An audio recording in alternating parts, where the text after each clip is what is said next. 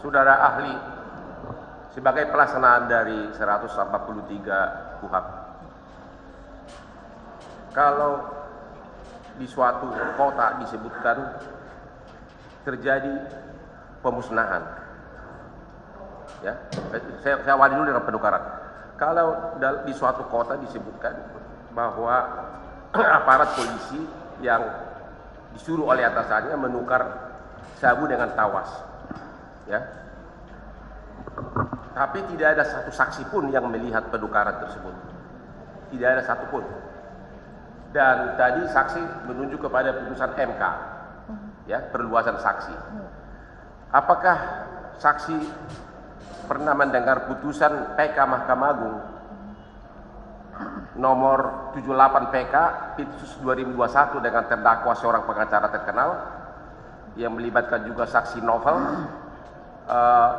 Tahun 2021 Mahkamah Agung masih menyatakan bahwa dikaitkan dengan ketentuan 185 ayat 2, keterangan seorang saksi saja tidak cukup untuk membuktikan bahwa terpidana PK bersalah melakukan perbuatan tersebut. Satu saksi bukanlah saksi. Itu kata Mahkamah Agung di tahun 2001 dengan putusan PK nomor 78 Pitsus 2021. Apa saksi masih setuju dengan ini? Iya. Yang pertama saya harus sampaikan begini Yang Mulia. Betul, ya, saya orang yang memang memegang teguh kehati-hatian dalam hukum pidana, gitu ya.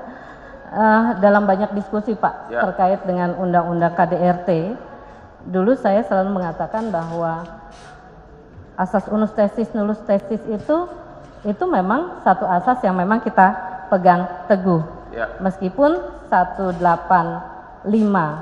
KUHP memberikan ruang ketika satu saksi bersinkronan dengan alat bukti lain, kita juga mengacu pada 188, dia sinkron, dia bisa membuktikan satu peristiwa pidana, maka ini menjadi satu bentuk pengecualian. Asal bukan saksi saja, tetapi ada alat bukti lain yang menjadi dasar untuk melahirkan petunjuk. Oke, gitu. Kalau begitu saya kasih contoh. Kalau seseorang bawahan mengatakan menyerahkan uang kepada atasannya, ya, tidak ada saksi yang melihat, bukti apa yang dia bakal sinkron? Saya tidak bisa menilai itu. Intinya adalah satu saksi bukan saksi. Satu saksi bukan saksi. Tanpa adanya alat bukti lain yang bisa melahirkan petunjuk, maka asas unus tesis nullus tesis itu menjadi sesuatu yang harus kita pegang. Kalau tidak ada alat petunjuk lain berarti dia tidak punya kekuatan pembuktian. Tidak mempunyai kekuatan saksi. Satu saksi tersebut tidak mempunyai kekuatan pembuktian kalau tidak ada alat petunjuk lain, ya. Pertanyaan kedua, tadi sesudah tawas tersebut katanya ditukar, sabu ditukar dengan tawas, dilakukan pemusnahan. Oke, pada waktu pemusnahan ada berita acara oleh beberapa pejabat. Oke. Dituduh menukar tawas, dibuat tuduhan bahwa yang dimusnahkan itu adalah tawas. Tapi dalam berita acara pemusnahan yang ditandatangani pejabat, disaksikan pejabat, yang dimusnahkan itu adalah sabu. Pertanyaan saya, apakah surat dakwaan itu tidak lengkap kalau tidak ada satupun saksi yang ikut menandatangani pemusnahan itu diperiksa sebagai saksi? Artinya dituduh yang ditukar itu adalah, yang dibakar itu adalah tawas atau yang dimusnahkan tawas, tapi saksi-saksi satupun tidak ada yang diperiksa di BAP, tidak ditanyakan. Baik, kalau kita bicara berita acara tadi ya Pak ya, jelas dia adalah alat bukti surat tadi berdasarkan ketentuan KUHP, gitu ya. Tetapi kembali lagi, tadi Bapak sempat menyebut 183. Minimal 2 alat bukti kan, ya, jadi kalau satu alat bukti belum cukup, belum cukup. Jadi kita menghitungnya apakah kecukupan alat bukti atau alat bukti yang cukup untuk membuktikan satu peristiwa itu ada atau tidak, itu kita harus verifikasi karena syaratnya adalah 2 alat bukti. Verifikasi dengan orang yang hadir pada saat pemusnahan, begitu? Saya tidak tahu spesifik tentang peristiwanya. Tetapi kalau berita acara dan fakta ini yang dihadirkan, apakah itu menjadi satu petunjuk atau tidak tentunya harus didukung berdasarkan alat bukti yang lain. Makanya tadi contoh nyata pada saat pemusnahan berita acara ditandatangani semua pejabat yang hadir pada saat pemusnahan. Berita acara pemusnahannya diakui sebagai alat bukti.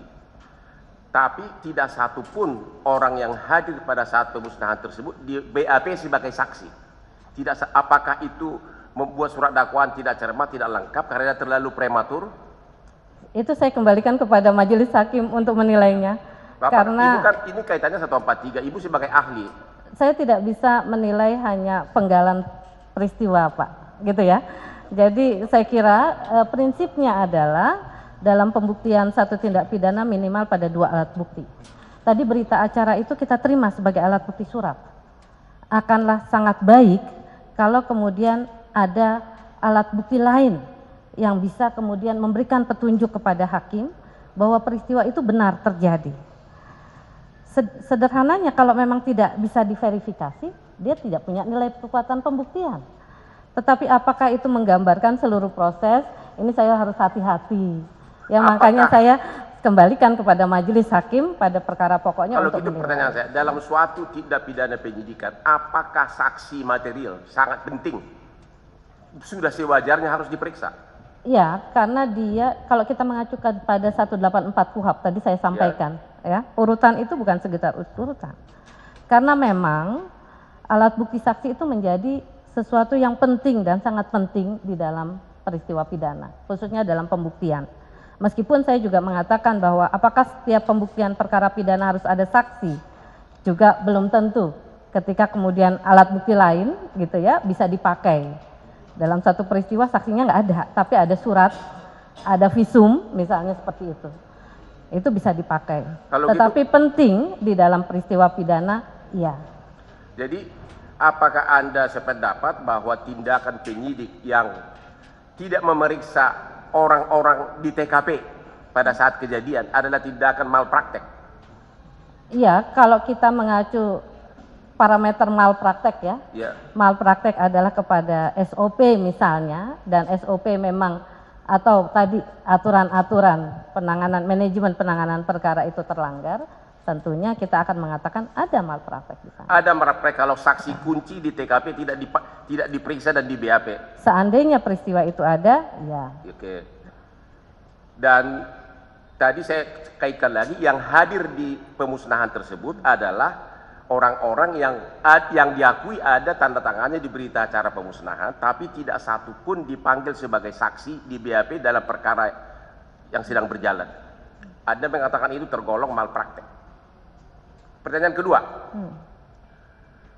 kemudian setelah kasus tersebut, misalnya kejadiannya adalah di Polres Bukit Tinggi, disebutkan bahwa terjadi penukaran oleh aparat polisi di Polres Bukit Tinggi, sedangkan narkobanya tertangkap di Jakarta.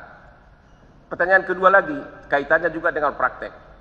Ada 4 penyidik dari Polres Bukit Tinggi di BAP di Polda Metro Jaya mengenai narkoba ini yang kemudian dibawa ke Jakarta, yang merupakan katanya hasil penukaran dari sabu menjadi tawas. Pertanyaannya, ternyata di BAP 4 penyidik tersebut tidak ditanya sama sekali oleh penyidik Polda Metro Jaya apakah melihat atau mendengar adanya penukaran sabu dengan tawas. Apakah itu juga merupakan tindakan malpraktek?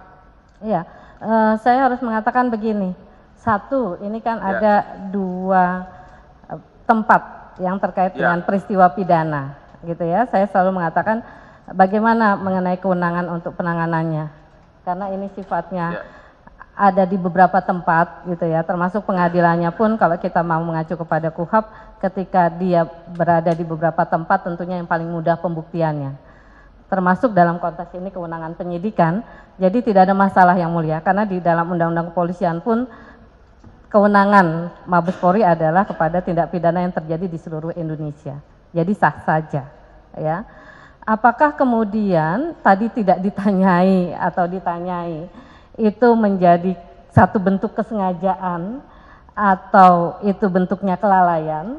Tentunya kita harus periksa dan kita harus lihat dalam prosesnya, gitu. Tapi Kalau bentuknya adalah kelalaian atau kesengajaan, kalau bentuknya kelalaian atau kesengajaan berarti ini adalah maladministratif. Tetapi kalau memang itu kesengajaan, tetapi bisa jadi ada bentuk obstruction of justice, gitu. Dalam konteks ini ya kita baca 221 misalnya yang mulia KUHP, kalau itu tidak dilakukan.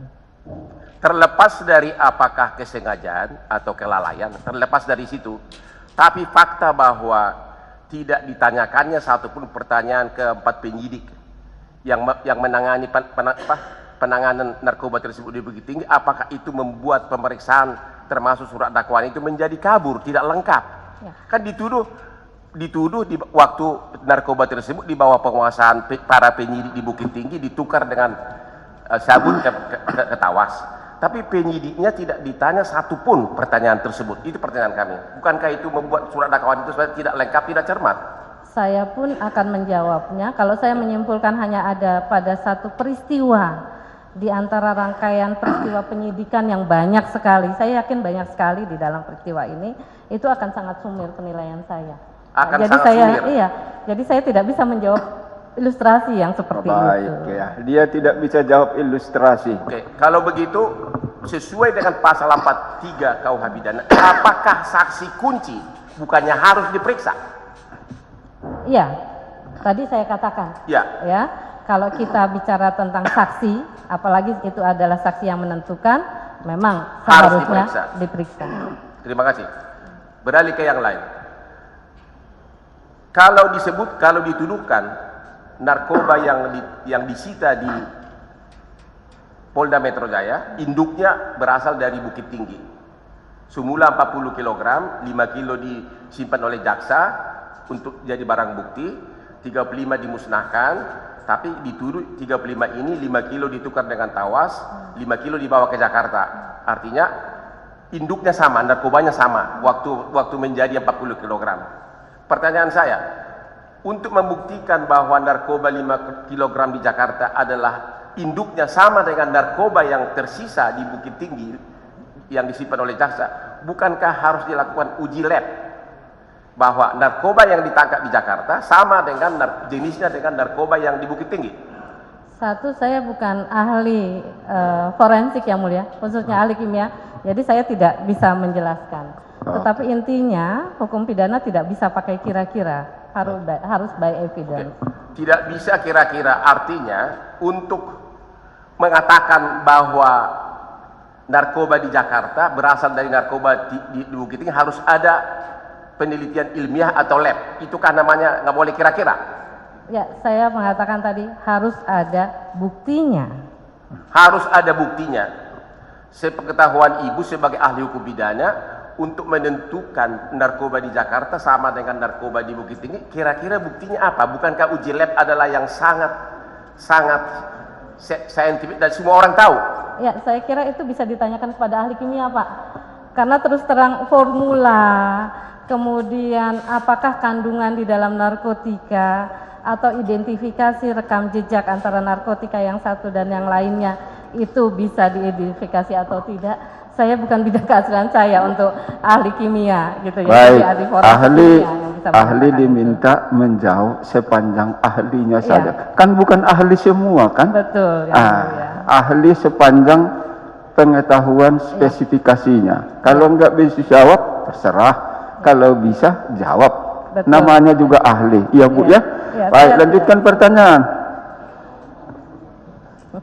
Jadi saya kira itu, saya tidak tahu apakah dengan kasat mata bisa dilihat atau memang memerlukan scientific evidence, itu bukan bagian dari bidang saya.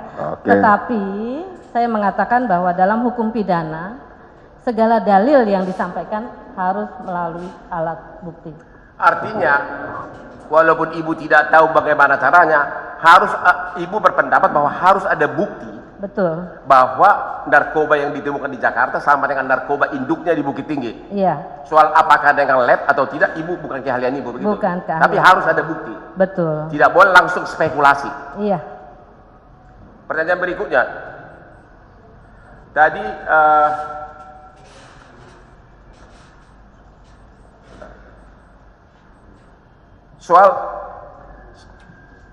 berkas lengkap. Sampai sekarang masih berlaku bahwa seluruh lampiran surat dakwaan, yaitu berkas perkara, adalah hak dari terdakwa atau kuasa hukumnya untuk mendapatkan satu salinan. Benar? 143 ayat 4. Iya, itu kaitannya dengan right to self defense yang mulia. Jadi hak untuk membela diri. Kalau itu dilanggar, apa akibatnya?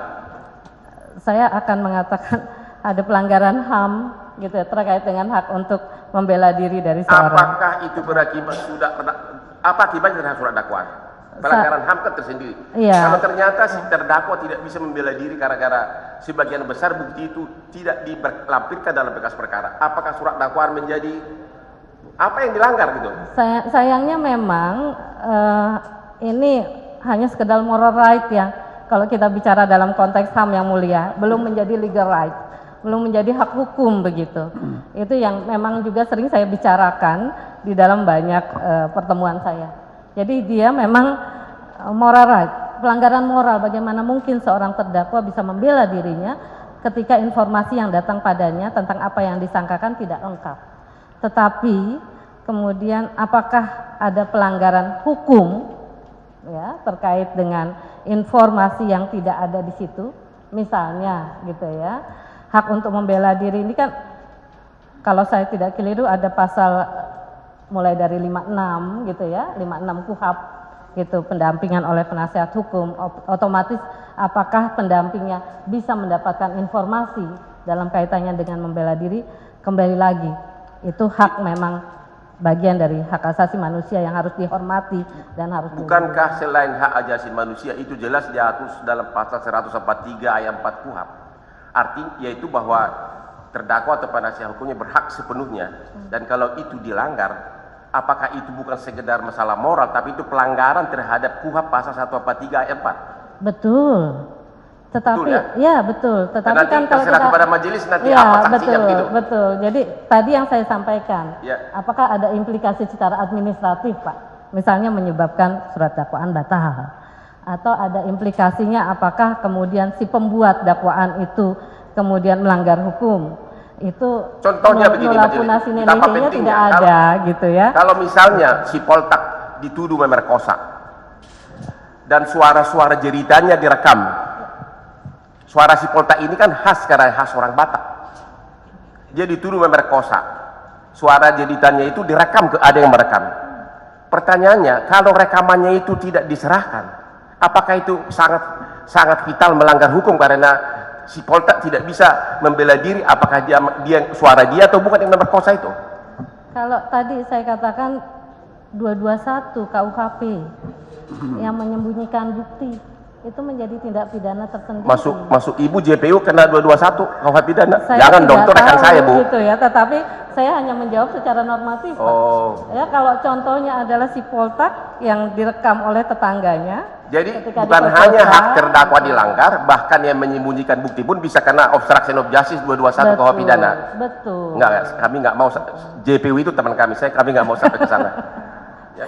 Tetapi kalau tadi dikatakan apakah pelanggaran administratif atau implikasi secara administratif ketika kemudian informasi tidak disampaikan, itu kan bukan apa yang diatur di dalam pasal 221, ya. Gitu ya.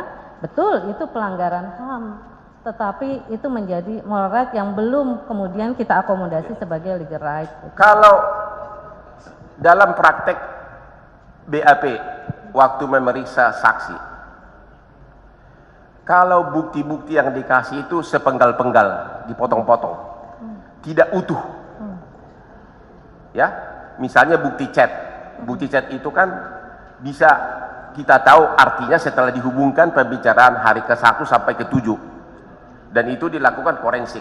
Pertanyaan saya, kalau pada waktu BAP penyidik itu tidak ngasih bukti chat itu secara utuh, hanya sepenggal-penggal sesuai dengan kehendak penyidik, apakah keterangan saksi berdasarkan bukti sepenggal-sepenggal yang tidak orisinal lagi merupakan bukti kesaksian yang tidak sah?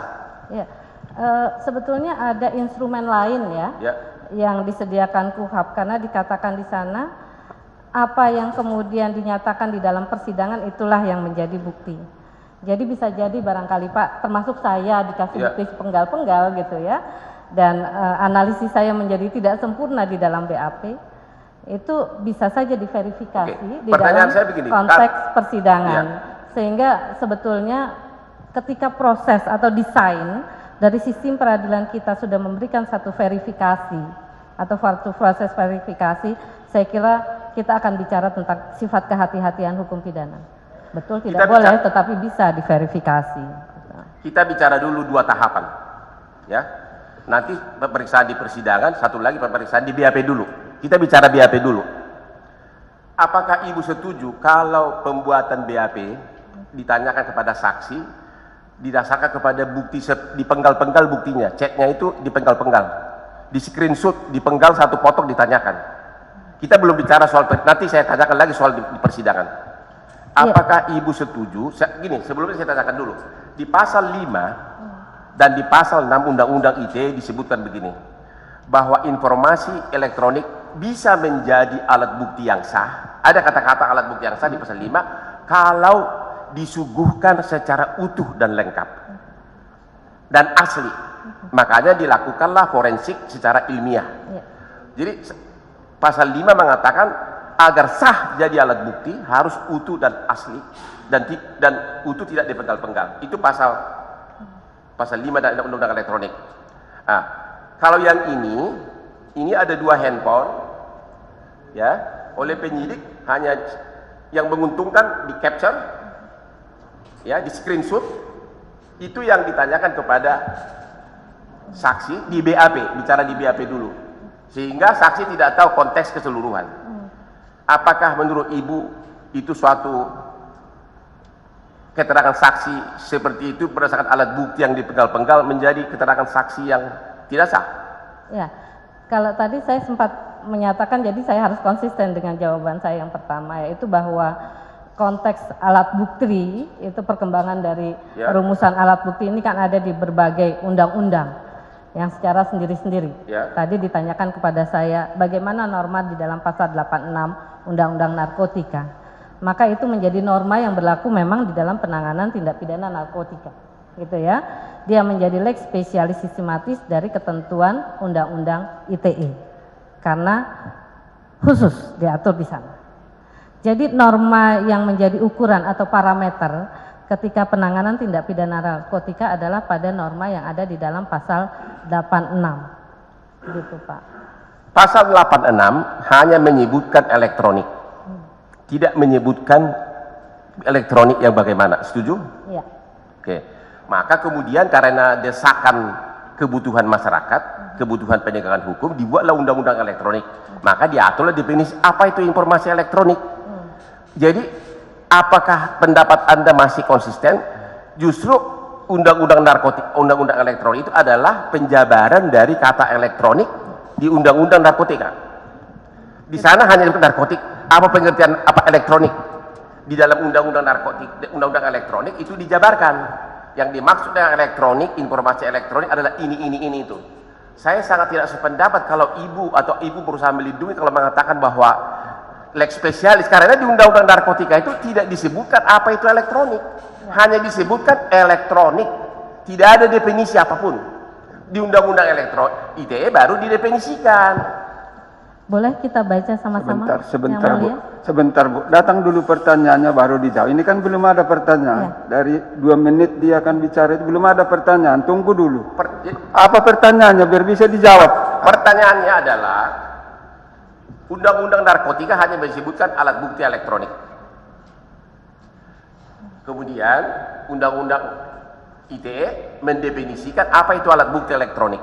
Maka saya tanyakan, bukankah justru undang-undang elektronik itulah penjabaran dari undang-undang elektronik, undang-undang narkotika? Sudah, jawab Bu. Oke, baik. Boleh saya bacakan? Saya menjawabnya dengan membaca pasalnya, Yang Mulia. Ya. Pasal 86 ayat 1, penyidik dapat memperoleh alat bukti selain sebagaimana yang dimaksud di dalam Undang-Undang tentang Hukum Acara Pidana. Artinya ini perluasan terhadap ketentuan dalam hukum acara pidana. Ayat 2, alat bukti sebagaimana yang dimaksud di dalam ayat 1 berupa informasi yang diucapkan, dikirim, diterima atau disimpan secara elektronik dengan alat optik atau yang serupa dengan itu. Yang kedua, data rekaman informasi yang dapat dilihat, dibaca atau didengar, yang dapat dikeluarkan dengan atau tanpa bantuan suatu sarana, baik yang tertuang di atas kertas, benda fisik apapun selain kertas, maupun yang terekam secara elektronik, termasuk dan tidak terbatas pada satu, tulisan, suara, dan atau gambar. Dua, peta, rancangan, foto, dan sejenisnya. Tiga, huruf, tanda, simbol, dan seterusnya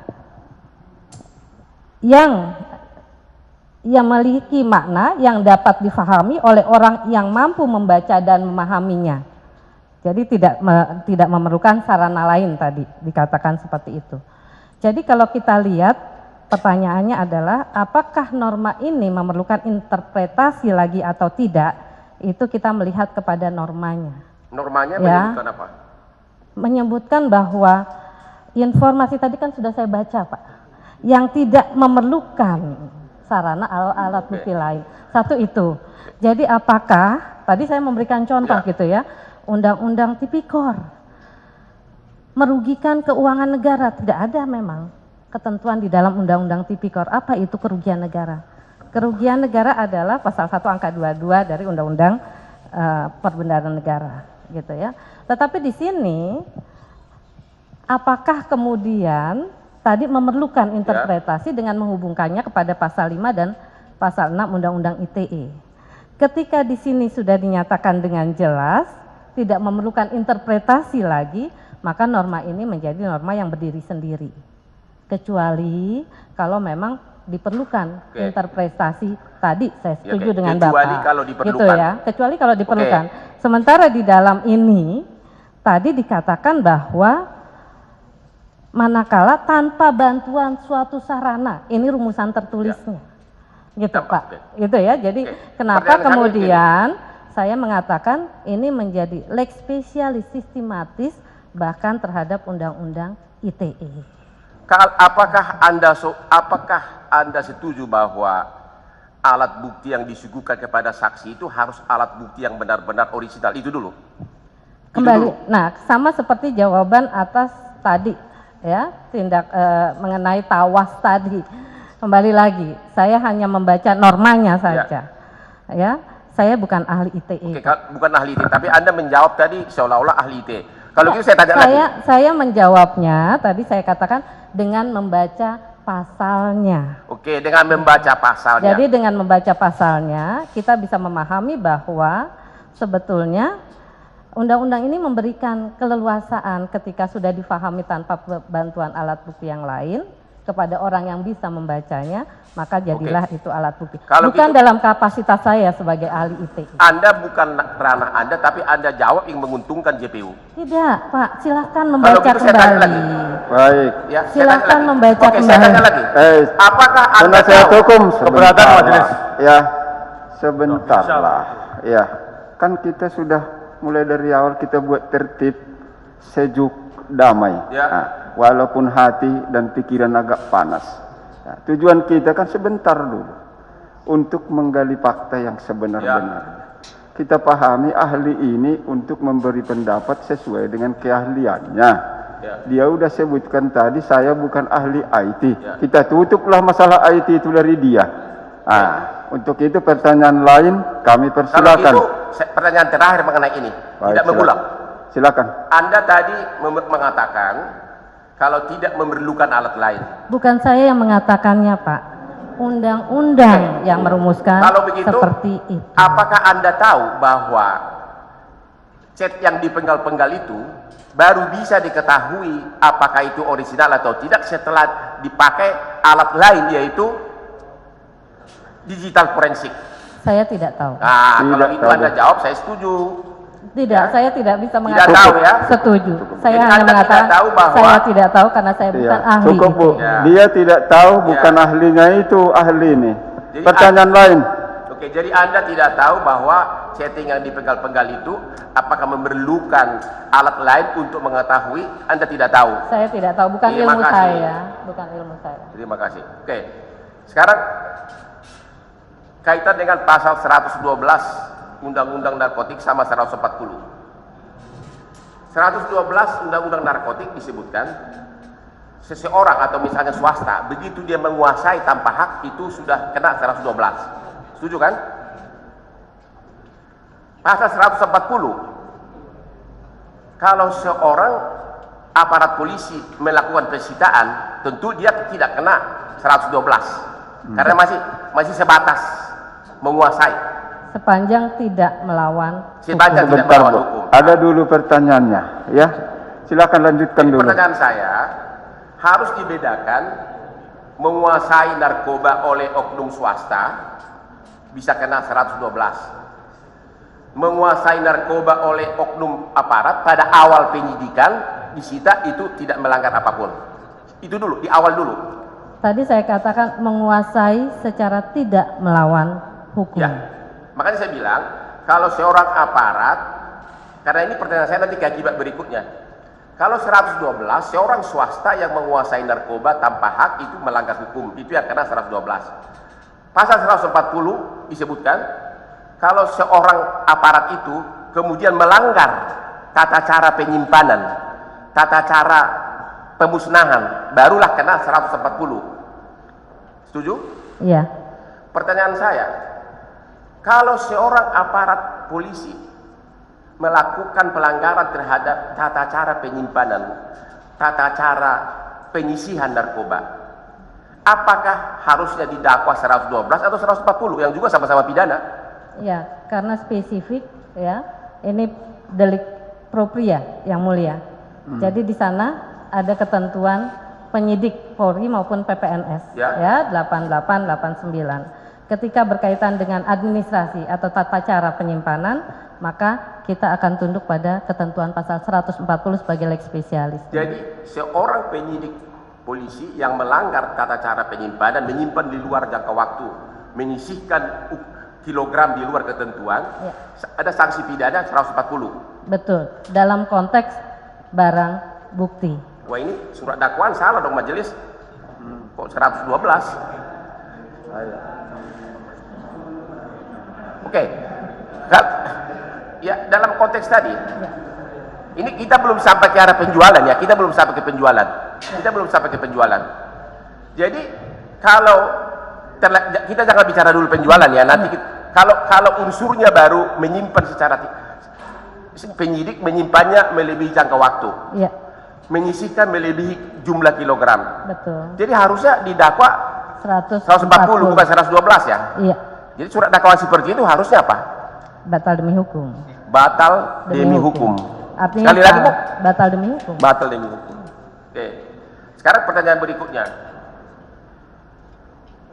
Tadi ada tuduhan bahwa tadi penyidik yang menyimpan ini, kalau tadi kan Ibu mengatakan waktu dia menyimpan dia tidak melanggar hukum karena memang itu tugas dia. Ya. Kemudian dituduh selama bulan Mei sampai Agustus ada kesepakatan, ada perintah dari atasannya, tukar aja sebagian dengan tawas, baru yang kamu tukar itu kamu jual. Oke, itu ada. Jadi seolah-olah ada perintah awal untuk menjual dari atasannya, seolah-olah. Ya, di situ Anda mengatakan kena pasal 55 apa itu? Meeting of minds, begitu. Begini, tadi kalau dilihat jangka waktunya yang mulia, mohon maaf ini. Ketentuan di dalam pasal 87, 88 memberikan hanya dalam jangka waktu 2 hari yang mulia untuk kemudian melakukan pemusnahan. Ya, pada PP 40 tahun 2013 di situ memang ada ketentuan 3 hari, agak berbeda, tetapi jumlahnya ya 2 hari dan 3 hari. Saya bingung ketika ditanyakan ada penyimpanan dalam jangka waktu yang lama, satu itu. Yang kedua, kalau kita lihat dari jumlahnya, itu yang bisa disisihkan sangat kecil, hanya untuk verifikasi lab dan alat bukti. Saya memang saya hanya membaca rumusan di dalam PP 43. Jadi saya takut menjawab pertanyaan ini karena saya akan mengatakan ketika menyimpan dalam jangka waktu di atas ketentuan itu sudah merupakan satu perbuatan yang melawan hukum. Oke, saya setuju dengan Ibu tadi. Memang kita sama-sama setuju berdasarkan dia melanggar pasal 88 dan 89. Itu kita setuju. Ya kan? Ya, cuma diatur dalam undang-undang ini kalau pelanggaran pasal 88, pasal 89, pidananya diatur 140. Betul. Betul. Harusnya didakwa 140, begitu loh. Iya, saya mengatakan seperti itu. Tapi dari pertanyaan berikutnya pada ilustrasi kasus gitu ya, dikatakan jangka waktunya di atas gitu ya. Justru karena di atas makanya melanggar. Baik, penasihat hukum tahan diri. Nah, jangan juga sambil ketawa sambil membentak, tidak boleh itu. Ya, gue jauhin deh. Ini kayak Ayo. suara gua aja nih, salah-salah tempat dari Sumatera, Pak. Oke, baik. Oke. Yang lain silakan. Jadi sekali lagi, kalau pelanggaran pasal 88, 89 oleh aparat penyidik, memang harusnya didakwakan 140, terlepas dari berapa hari disisihkan. Nah, pokoknya asal melanggar 88, 89 harusnya didakwa pasal 140, benar iya, ya? Iya. Oke. Sekarang saya ada pertanyaan lagi. Tadi kaitannya dengan sekarang penjualan, ya. Terlepas dulu apakah sudah ada rencana atau tidak, saya hanya mau fokus dulu kepada unsur meeting of minds, pertemuan kesepakatan. Ya. Kalau di dalam BAP Ibu di halaman ini, tapi di halaman 27, ya.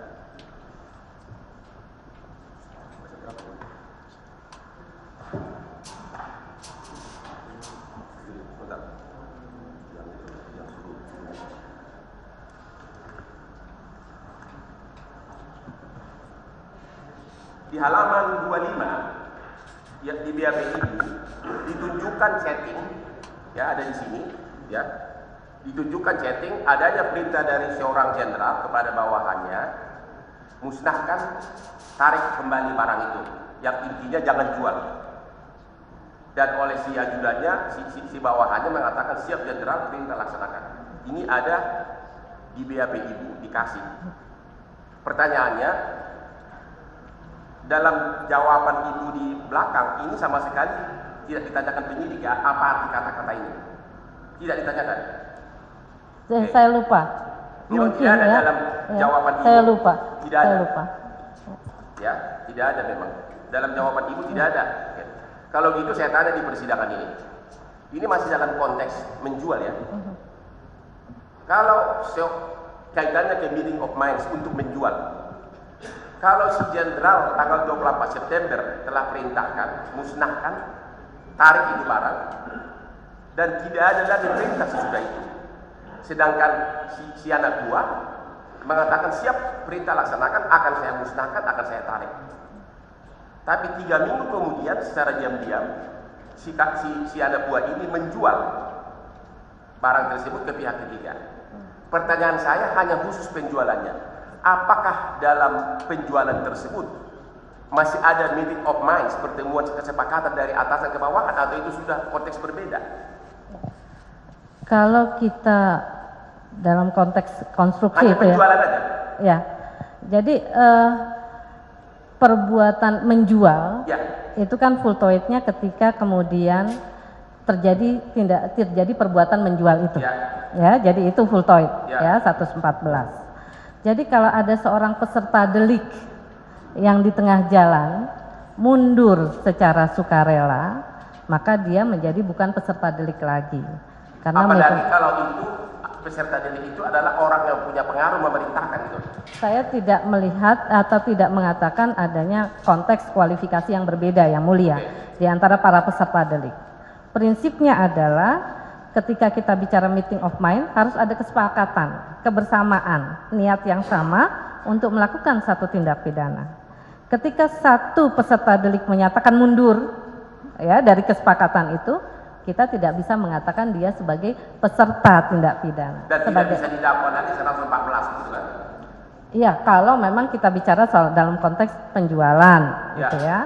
Dalam konteks penjualan, tadi saya batasi ke penjualan.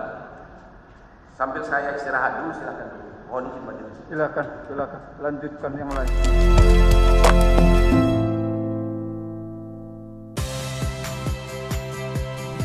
Saya Audrey Chandra. Saksikan program-program Kompas TV melalui siaran digital, pay TV, dan media streaming lainnya. Kompas TV, independen, terpercaya,